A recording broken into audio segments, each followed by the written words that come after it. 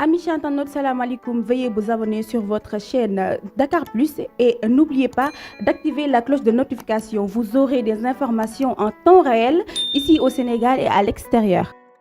mbooloo mi ñëw ndam li da ngeen ko àndaale woon wala da ngeen ñëw ba ci des fois am dégg nga dégg ñu ne dañ koo lijjanti bi ñu ñëwee bi arbitre bi sifflé wala bi muy bàkku lañ ko lijjanti ndam li lu ngeen àndaale woon wala. waaw ñun nag wax dëgg yàlla ba ñu ñëw am na njortu ci yàlla ni yàlla suñu borom danañu may ndam njortu nag lañ amoon njortu bu rafet am ci yaqin mais amuñu woon sens contraire bi ni peut-être yàlla suñu borom du ñu may ndam wala dara déedéet amoon nañ yaqin ni incha allahu taala yàlla suñu borom danañu may ndam loolu lañ indiwaale woon. benn bi tamit mooy Modou borom jom la daanaka soo dajeeg moom ci yenn milieux yi muy mbër muy face to face muy yeneen yi am na yoo xam ne soo ko defee rek da nga koy gën a ñaax waaw nitu jom la nitu fulla la nitu fayda la moo tax it nag yi jot am seen diggante yéen ñoom ñaar te itam li ñuy wax rek combat bi nee na dafa doon confirmer waat démb ci guddi biñ jógee stade ñëw ci néeg bi ñu doon ngemboo loolu la ñuy waxaat ci biir néeg bi ñun suñu biir waaw dafa doon confirmer waat ni lale mu defoon wala yële mu daan def loolu lu mu mën la du loo xam ne da ko tàndu te itam wane na ko bu baax a baax démb dama déggoon ñu ne combat bi doomu daanu la woon. waa xam nga nit ñi moom li ñuy faral di wax rek da ngay dégg mais ñu koy wax peut-être duñ ci xam dara da ngay dégg ni sax ni Boy Niang day daan Modou Lo mais alors que fekk na amul mais yàlla suñu borom daal mooy dogal li may faral di wax rek. c'est des kaaw bi yéen àndaale woon ngeen ko waaw wala déedéet ñun amul lu ñu indiwaale yàlla mooy dogal waaw dañuy ñaan yàlla rek yàlla nag soo ko ñaanee mu may la alhamdulilahi rabbil alamin soo ko ñaanee mayul la alhamdulilahi rabbil alamin parce que li nga koy ñaan moom moo ko moom bokkul par rapport ak yow su ma la doon may ma sa téléphone mun nga ma ko may parce que yaa ko moom mais su ma la ne ñaanal ma bàyyi jili sa téléphone am mun na la ko may mun na la ko bañ a may kon ñun li ñu ëppal importance du kaawo du nii ndam rek lañ bëggoon waaw ndam rek lañ doon ñaan yàlla te jox nañu ko loolu moo ci ëpp solo. mais préparation bi dañoo gis Boy Niang dafa jël temps ci wàllu musique bi lool. waaw loolu moom daanaka du ma ci mën a wax lu bari comme moom ci côté am la nekk te man bëgguma wax lu ma xamul.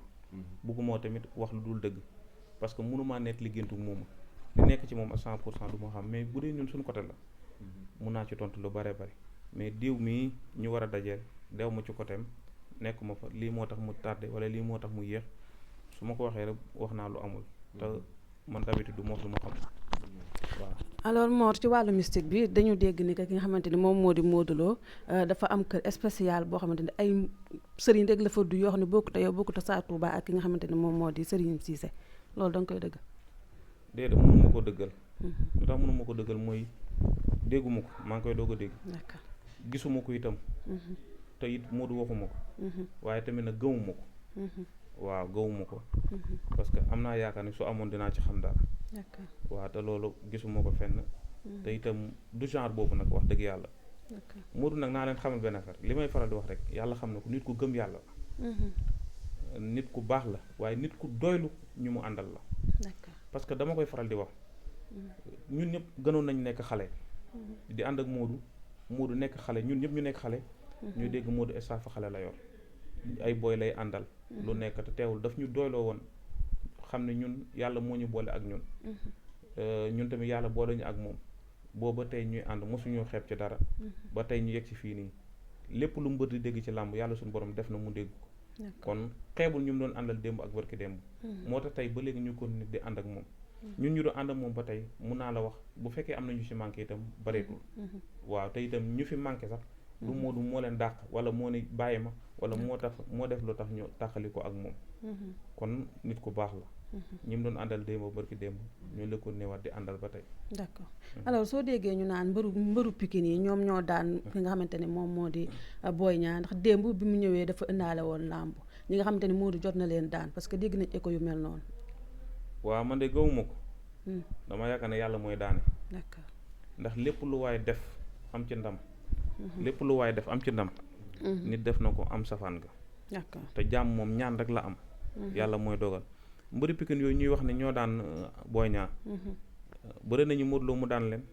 kon ñoom ku leen daanoon te olof dafay wax ne ginaar bu amoon gàllaaju ñàkk a dee mu takk ko ci wetam. ba kenn du ko mën a rendi kon ñoom bëri nañu ñoom dañ leen daan pour man yooyu yu ñuy sos la rek di ko wax te man bëgguma koy wax nit wax ju bon wala ngay am nit di ko wax bu ñaaw jaam daal jaam nga da ngay ñaan suñu borom su yàlla mayee santal yàlla bu ci ñaaw su la xeñee defar yu waatal parce que ñun am na làmb yoo xam dañoo dem ñu daan ñu mais mosuñu toog fii di wax ay détails yii wala ma sàmba ma demb Modou jàmbaar la Modou mun na daan ku nekk ci àdduna moo dugg ci géew ba moo lewaatoo moo am fit moo am jom am entraîné bañ a yaafus xeex dóor daan loolu moo ko def waaye benn waa Pikine wàccul ci géew bi d'accord moom moo def lépp ci géew bi ok waaw alors li Modou wax ni que du joxe revanche yi ñi nga xamante ni bëri na ak ñoom ba pare ñu daan ko wa ilaa moom ñu daan ko tegtal la wala dafa doon décision bopp waaw man de loolu sax dégguma ko nag ni du jox ñi mu bëreel revanche waaw loolu dégguma ko waaye xam naa ne daal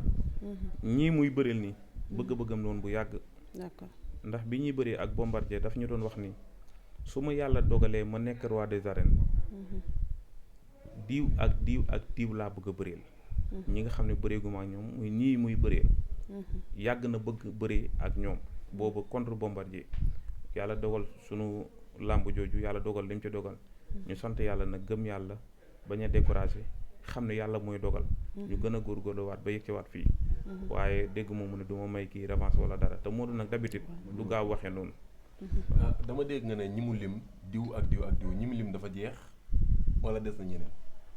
waa des na kenn nag kooku mu war a doon non du ma ko wax waaye desoon na kenn ñaar ñi moom jàll nañ waa desoon na kenn kon ñett la limoon. waaw waxoon nañu ñett nag waaw man de waxoon na ma ko wax dëgg yàlla waaw déet léegi bàyyi gannaaw daan na Ama Baldé daan na Boy Niang xanaa Sa Thiès ci topp. ah xaw ma de yaa ko tudd de ma ne tudd ma kenn moom wax parce que dëgg kon du Sa yàlla Thiès ngay wax Pikine la wala Guédiawaye ande xaw ma sax danga ñuy wax rek fenn la si Sa Thiès la Sa Thiès kon Guédiawaye la déet làmb ji Sa Thiès rek nekku fi am na yeneen mbër yoo xam ne ñu ngi fi am na ñoo fi nekk ñoo xamante ni Modou war na mën a bëre ak ñoom. ah déet wala Siteu la bokk parce que man sax bëgg naa Modou Lo Siteu.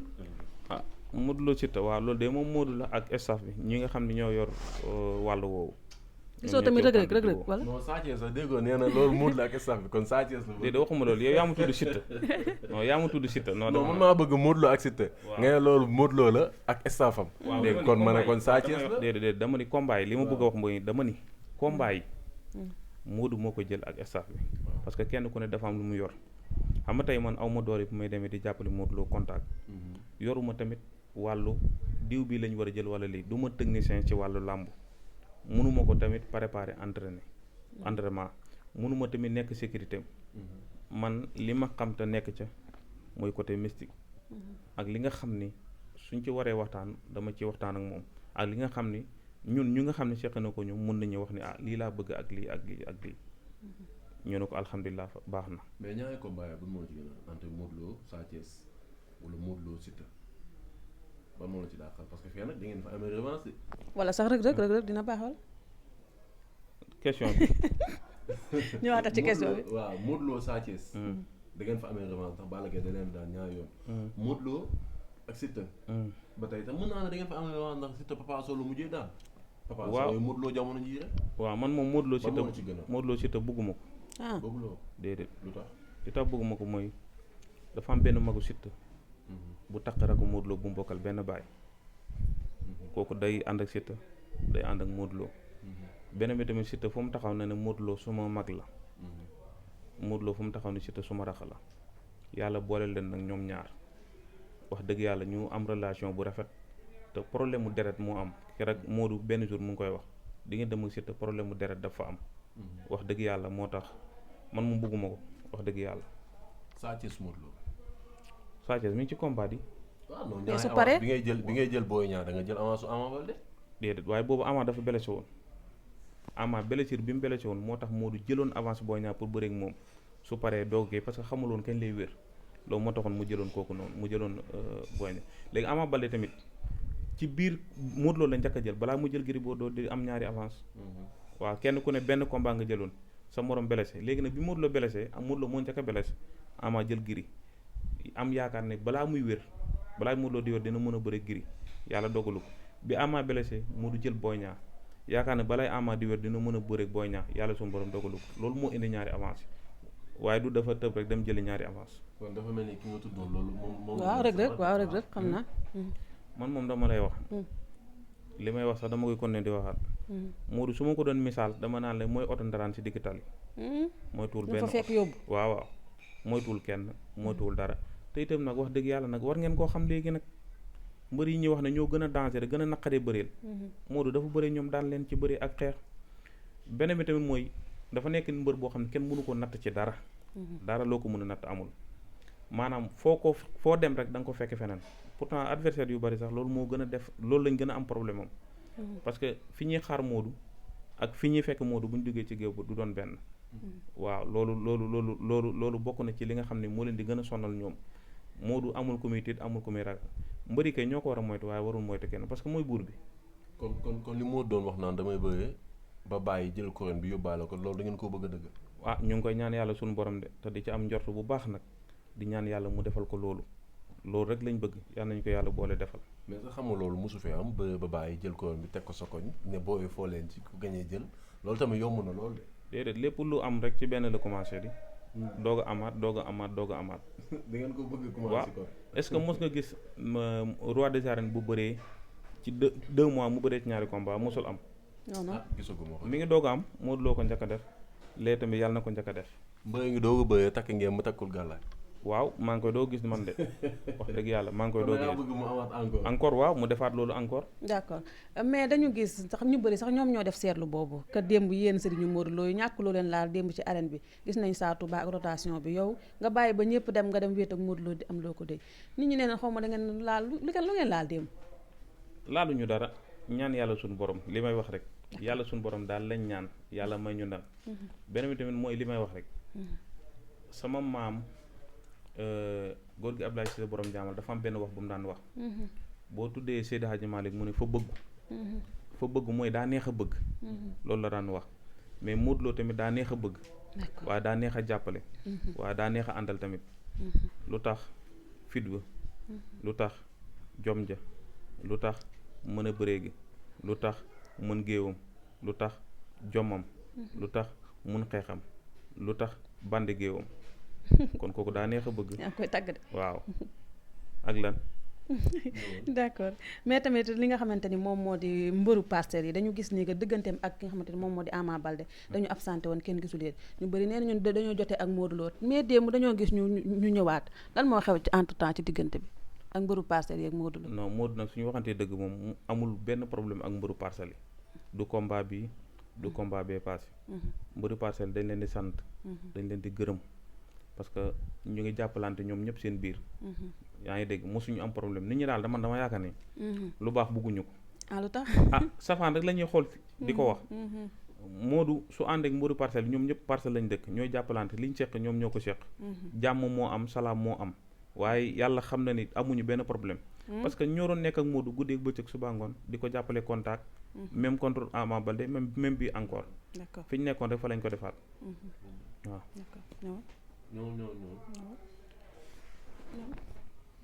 waaw gannaaw bi loolu nag gannaaw question yi jeex na lan ngay wax ki nga xamante ni mooy Boy Niang parce que nag démb waaj ak ay mbokkam defe naa ne bi mu daanoo sax xam nga des fois nit dina ree te fekk dafa am mbetteel kottu na moo du ree lan nga koy wax ak wàccaali ni mu méttee waaw di ko wax na ko làmb moom dafa metti ndax préparation bi coono yi metti gi metti ñu jege mbër rek ñoo ko mun xam moo tax su ma déggee ku naan 100 millions benn ngoon daf may jaaxal mbër suñ ko fayee 100 millions xaaw na dee mbokk yi xaaw nañu dee sopp yi xaaw nañu dee xaritam yi xaaw nañu gaañu ndax dafay metti ba pare dafay yàgg trop te fere yi dafa bari coono yu bari da ngay denc sa soxna mu nekk fële sa njaboot presque doo leen gis entraînement yi metti na stress bi metti na lu ne ngay dégg lu nekk ngay gis kon moom ñu ngi koy ñaanal yàlla defal ko jàmm yàlla bu ko dara lu metti wala lu ñaaw dal yàlla bu amaatee combat bu dul waa Parcelles yàlla na ko yàlla may ndam parce que nit la yàlla xam na ne ñun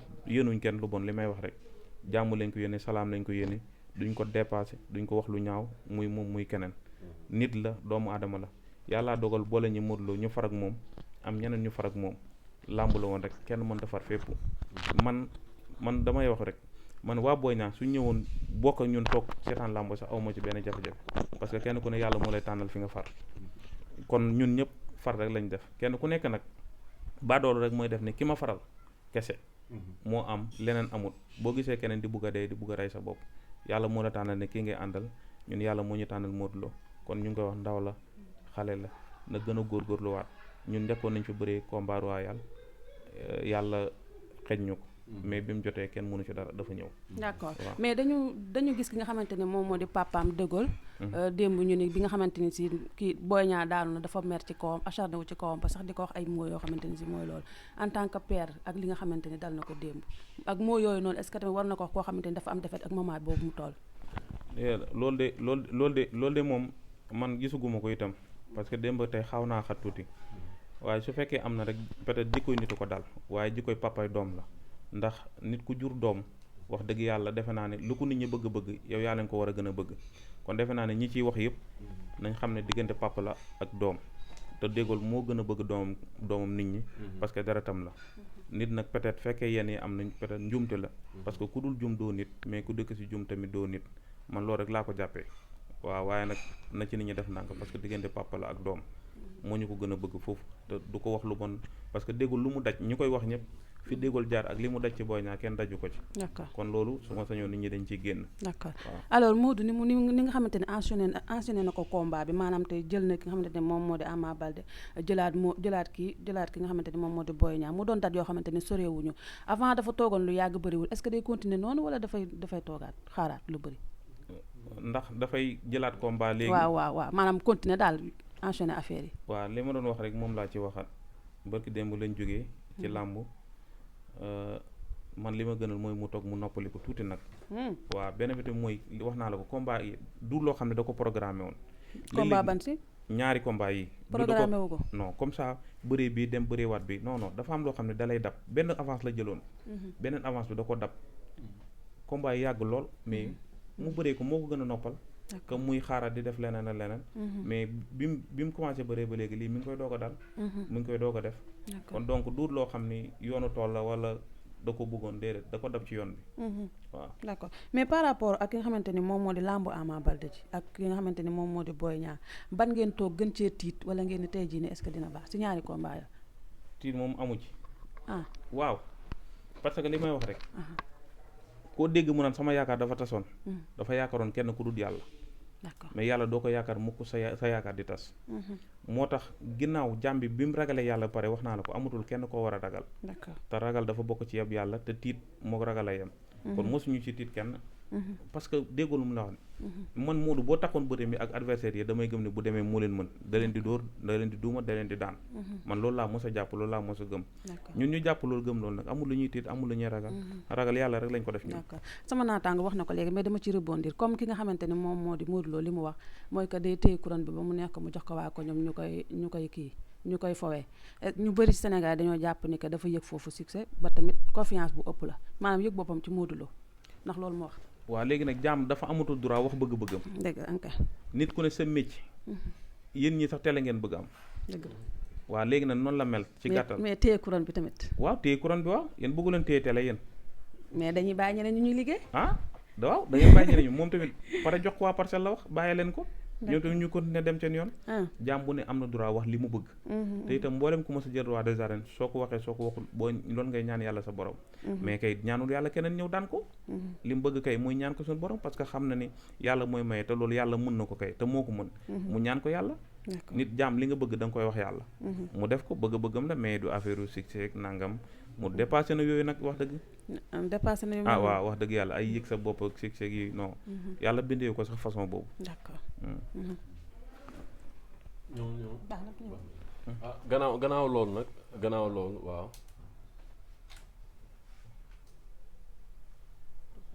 an yëpp neex na mais dafa am loo xamante ni dama ko fee fekk. muy lii alhamdulilah bii. lii lan la parce que lii nag dafa mel ni xaw na doy waar de. waaw lii nag moom beneen affaire bi. waaw ñu ngi ko tuddee alhamdulilah li tax mu tudd alhamdulilah mooy. maanaam góor gu ko jël garabu kàttan la garabu góor la. góor bu ko jël di nga wax alhamdulilah soxna si wax alhamdulilah nga xëy joxe dépense bu duun soxna ci togg mu neex ndax kontaan xale yi lekk wax alhamdulilah te alhamdulilah moom la ñëpp di ñaan ndaxte ku ñaan mu nangu sax alhamdulilah ñun bëri nañ ba pare alhamdulilah la ñuy wax même àddina sax soo fa déggee alhamdulilah góor doo nga ko tax a jóg nag man nag li may wax mooy amul ma sàmb amul ma dem amul benn góor bu ko mën a jël na ma gisuma dara kaay ma delloo la sa xaalis parce que amul dama ko lii daf ma ko wóolu. sànq da nga fa am lu ma expliqué nga dafa am benn célibataire bu la ko ñaan nga tibbal ko delluwaatal ci loolu. waaw maanaam kooku da ko jël. ba pare di laaj lan la mën a def ba mu wàcc. ma ne ko lii da koo jël mu yéeg mu ñëwaat. waaw da ko jël mu yéeg mu ne léegi nan laa mën a def ba mu wàcc ma ne ko yéegal laa la joxoon joxuma la wàccee waaw yaa mën a xool na noo def ba mu wàcce waaye man moom comme yéegal la tudd day yéegal mais du wàccee aw ma wàccee de ku ko jënd nag soo ko jëlee bu yéegee bu ma woo yéegal laal léegi yéegal nga jënd moom laa publicité fii kon bu ma laaj wàccee waaw. defe naa ne boo ko jëlee ba noppi sax boo xëyee boo joxewul dépense sax kër gi mën naa neex. day gën a neexaat di ndax moom noonu la sax nag da nga koy jël guddi gi taarkaal la boo xëyee alhamdulilah encore waaw. lan ngay tàggatoo. waaw ñëwaat ku am néew kàttan rek moo ko jël wala góor ñëpp la. déet mooy problème bi mooy ku ko jël faaw nga sëy maanaam góor mënu ko jël nii daal kon célibataire yi bokkuñu ci. déedéet moom boo ko jëlee à peu près une heure de temps dafay suus. lan.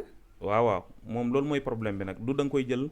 naan ay kii non boo ko jëlee faaw nga sëy moom balaa nga ko jël daal na nga am yaakaar bu baax waaw yaakaar moom na nga ko am bu wér nga doog ko jël loolu daal laa ciy wax moom. nga joxe kon célibataire bu ko ciy jël bu leer na toogul moom problème day am. waaw célibataire bu yaakaarul. bu wóor. moom diggaluma la nga jël ko. waaw parce que boo ko jëlee dina la xaw a sonal de. waaw loolu moom lu wóor la moom. amoo ci sikki sàkk. déedéet. d'accord ban heure lañ koy jël yu mel noonu. maanaam heure bi nga koy jël da ngay reer ba pare wala avant ngay reer wala yu mel noonu. waaw une heure de temps avant ngay soxla sa bopp rek mën nga ko jël moom mooy jugal boppam yow bul def dara moom li mu bëgg moom li nga bëgg moom moo la koy defaral. yow da ngay noppaliku doo am benn coono. waaw léegi ku ci bëgg nga joxe numéro bi comme ça. ku ko bëgg mën nga woote ci 77 445 96 24 wala 78 585 60 60 77 445 96 24 78 585 60 60 waaw. defe naa am na solo tàggatoo rek. waaw maa ngi leen di nuyu nag di leen jaar. di la ñaanal jàmm. di gërëm mbooleem kuy ànd ak Modou Lo ak ci côté boo mën di nekk ak fànn boo mën di nekk. ñu ngi leen di sant ñu ngi leen di gërëm ñu ngi kontaan ci ñoom bu baax parce que li tax mooy yàlla daf ñu defal xéewal muy ànd. muy juboo muy nekk benn secteur yëpp mboolem staff bu wër Modou Lo ñëpp yàlla suñu borom boole na leen mboolem nag ñu ànd ak Modou Lo ci fànn yëpp boo leen gisee benn lañu ñoo xam nañ ne ñoo bokk benn affaire bu ñu bëgg muy ndam te itam ñun ñëpp Modou su amee ndam am nañ ko su amee safaan gi am nañ ko fu mu déggee félicitation ñu dégg ko bu déggee décourage dégg nañ ko maa ngi nuyu nag sama rak sama xarit Serigne Cissé bu Serigne Babacar Sy ndax foo ko déggee micro dina tudd sama tur ne maa ngi nuyu sëñ Mor Cissé borom xam-xam la Saatu Ba kasaalika naka noonu Alaaji Masila Jóob noonu Babacar Cissé at Tijaani sama raq la ñoo bokk ndey ak baay moom tamit noonu sëriñ Mor sëriñ Cissé borom Tawfeex Papis sëriñ Njaay Baaba ñoom ñëpp Ibu Laay bàyyiwuma ci kenn ñoom ñëpp sëriñ Babacar Cissé Oustaz Balabas Kaolack sëriñ Daara ak sama papa Wanaar maa ngi nuyu ñëpp kilifa yëpp daal mboolem ko jàpp ci combat bi tamit ak waa Diofior yëpp ñu ngi leen di sant ñu ngi leen di gërëm dina wax ne gis nañ seen taxawaay yal na yàlla defal leen jàmm yal na yàlla defal leen sutura yal na yàlla defal leen tawféex di leen ñaanal yéen tamit bu baax a baax jàmm ak sutura ak tawféex jërë ngeen jëf. Amis internautes, salam alaikum. Veuillez vous abonner sur votre chaîne Dakar Plus et n'oubliez pas d'activer la cloche de notification. Vous aurez des informations en temps réel ici au Sénégal et à l'extérieur.